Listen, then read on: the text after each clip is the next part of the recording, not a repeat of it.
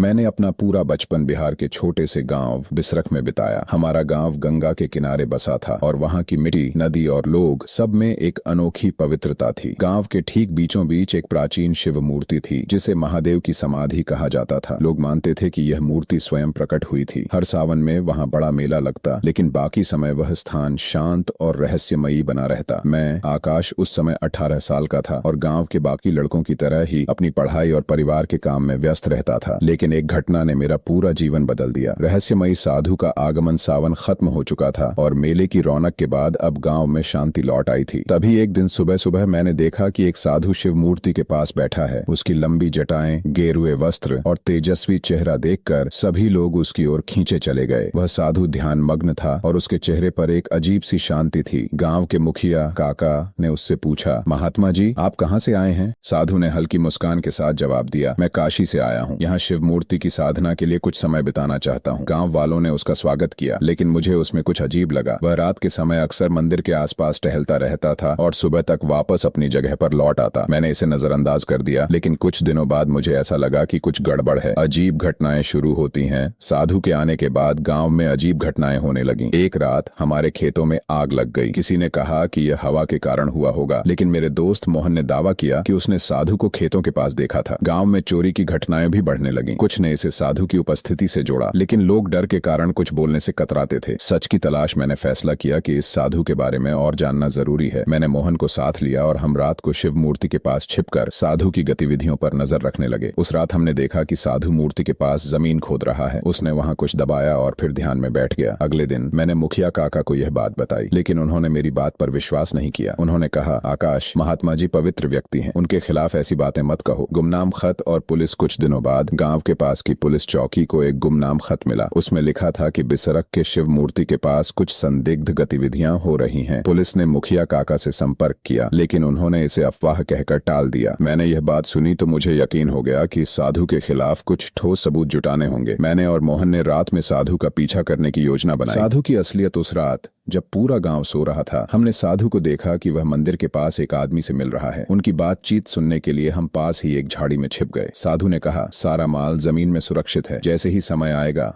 हम इसे बाहर निकाल लेंगे। वह आदमी बोला, काम जल्दी करो, हमें किसी को शक नहीं होने देना है। हमने यह सब रिकॉर्ड किया और पुलिस को सूचित किया। अंतिम मुठभेड़। पुलिस ने अगले दिन गांव में आकर शिव मूर्ति के पास खुदाई शुरू की। वहां से सोने के गहने, नकदी और कुछ हथियार बरामद हुए। साधु ने इस सब के बीच भागने की कोशिश की, लेकिन गांव वालों और पुलिस ने मिलकर उसे पकड़ लिया। पूछताछ में पता चला कि वह साधु नहीं बल्कि एक अंतर्राष्ट्रीय तस्कर था, जो गांव की पवित्रता का फायदा उठाकर चोरी और हथियारों की तस्करी कर रहा था। गांव की सीख। इस घटना के बाद गांव वालों ने सीखा कि किसी पर भी आंख बंद करके भरोसा नहीं करना चाहिए। शिव मूर्ति को फिर से शुद्धिकरण के साथ स्थापित किया गया और मैं उस दिन से अपने गाँव की सुरक्षा के प्रति और अधिक सतर्क हो गया। संस्कृति और संदेश। कहानी में भारतीय ग्रामीण जीवन की पारंपरिक पृष्ठभूमि, गाँव का सामूहिक जीवन और धार्मिक आस्था को दर्शाया गया है। ये कहानी गांव के रीति रिवाज, उनके डर और उनकी एकता को दिखाती है।